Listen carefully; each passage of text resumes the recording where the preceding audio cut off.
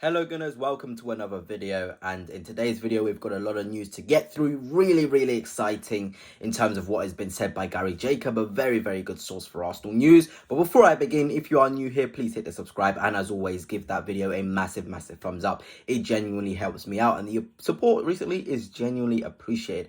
But let us start with the sort of news and gradually get to the better news. I want to start with the GaryJacob report, that Mosquera is actually going to play a lot more minutes than Arsenal fans expect, and he's more ready to come in and start than Arsenal fans also expect. So that made me think, is Mosquera ready to start at Old Trafford? Because let's think about it, let's be logical, and I put this out on my Twitter, my preferred lineup against Manchester United. It would have a back four of Timber, Mosquera, Saliba, and of course Miles Lewis-Skelly at left back. I genuinely believe Mosquera is ready to start. He is the best defender we've got with Saliba to combat Manchester United's transitional threat. Think about it, Cunha and Mbeumo and Sesko running at our back line, springing their defense into attacks is going to be lethal. And Gabriel is not ready. We all saw it.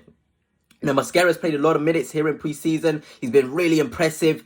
He's ready. He genuinely is ready. Mosquera and Saliba has to be the way forward. He's played over 7,000 minutes in La Liga. He's played at the highest level against the fastest forwards, Mbappe's, Vinicius Junior's, and he was really good. Mosquera is more than ready to start for Arsenal Football Club away at Old Trafford, and I genuinely believe against Lyon on the weekend, we'll see a Mosquera and Saliba pairing at the back, and I think it will be the best way forward. And I know Mikel Arteta doesn't want to be seeing a left-footed player not play on the left side, but genuinely, it's the best way to combat Manchester United's transition attack. There is no other way with Kivior and Saliba. It won't be as good to defend against it. So it would really disappoint me if we didn't see that pairing. Let me know down below who your centre-back pairing would be if Gabriel is not ready, if he doesn't pick up the speed, if he doesn't start against Lyon. It's pretty much an indication that he's not ready. Would you start Kivior or Mosquera? But for me, Mosquera's pace, we saw him even going back and tracking back, trying to stop the goal that was eventually scored by Villarreal. He has the speed, strength and ability to stop Manchester United's transitions, and him and Saliba, we already saw it in one game. I think it was against Tottenham when Mosquera came on. He was in the right centre-back, Saliba was in the left centre-back, and it looked really good.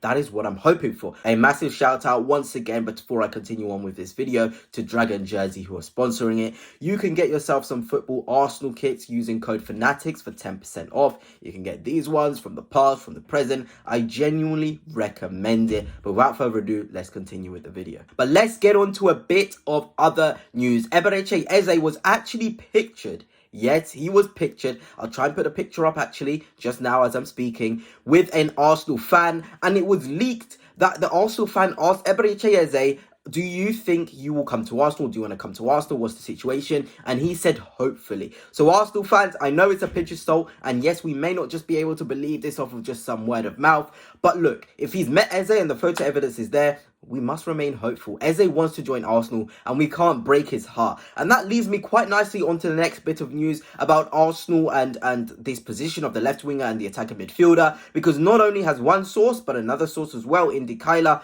Arsenal have inquired about a loan with obligation for Rodrygo. And of course, as always, in the description down below, you will be able to find yourself all of the sources, all of the information that I've got regarding Arsenal news that I talk about in this video. But yeah, Rodrygo with an obligation to buy. I don't know. I'm really torn between this. I think Rodrygo is a phenomenal player, and I feel like an obligation leaves you in a position where you can't really commit to the player, and obviously there's conditions to an obligation as well.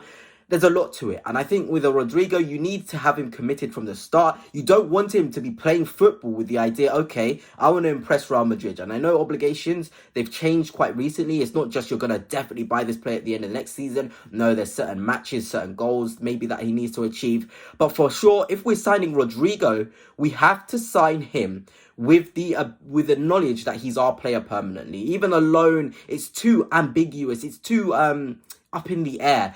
Rodrygo needs to know that Arsenal is his home and will get the best version of him. And the most exciting thing about this is the report from GaryJacob that Arsenal could sign a left winger and Eberechi Eze. He did not shut that down. He purposely came out to say that Arsenal Football Club could genuinely sign Rodrygo and Eberechi Eze in the middle. And I was kind of thinking, although I really want that, is that not an overload on the squad?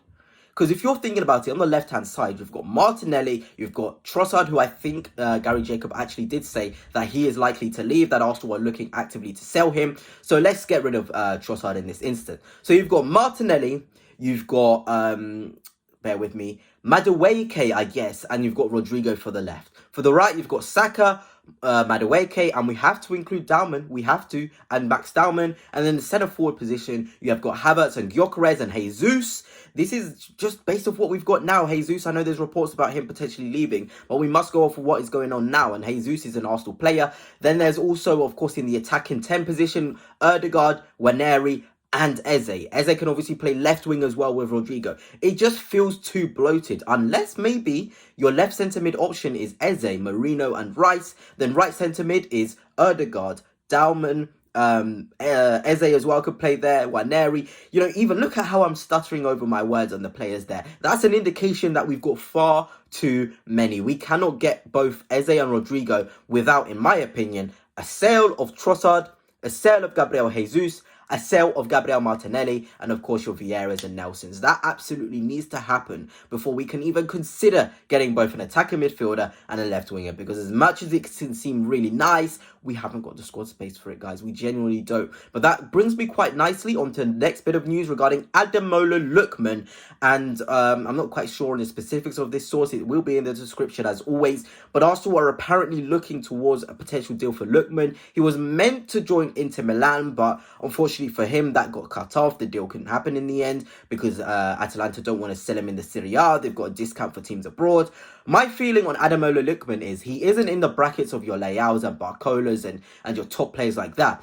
But he is probably the best Trossard like-for-like replacement on the market, because he's that good with Trossard off of both feet. He's that good in terms of in transition. He's better than Trossard. 1v1, he's better than Trossard at creating separation. So genuinely, he's an upgraded Trossard, and we all see what Trossard did for Arsenal. Let's not lie to each other here. Trossard's been a great signing for us. For what, 25 million, 20 million pounds? He's done what he can. In another day, he's a cult hero who helped us come mid-season and win us that Premier League. Of course, last season as well, he had some key contributions. He would have helped us win the Premier League. So genuinely, there is some really good things that Trossard did for us. So me saying that Ademola Lookman is essentially an upgraded Trossard is not a bad thing whatsoever. And for the touted fee, £20 million, I'd absolutely do it. I'd absolutely, not £20 million, sorry, £40 million, I'd absolutely do it for Ademola Lookman. But I'd want an elite winger like a Leao coming as well, like a Barcola potentially who may be available, like a Rodrygo as well. Look, there's so many ways in which Arsenal can make this work.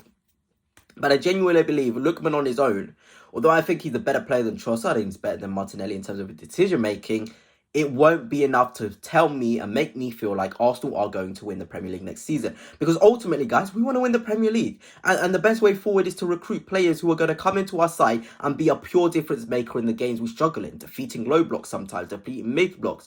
Lookman will help us in certain game states, absolutely. But to say he's a level-raising signing, I think it will be quite far-fetched. It will be quite far off the mark. But you know what? I'm nearly at that point where I'm not going to complain about a signing. I just want to see a top-quality winger come in and an AM like Eze if we're able to shift some bodies. But anyway, gunners, that's it for now. And until next time, peace.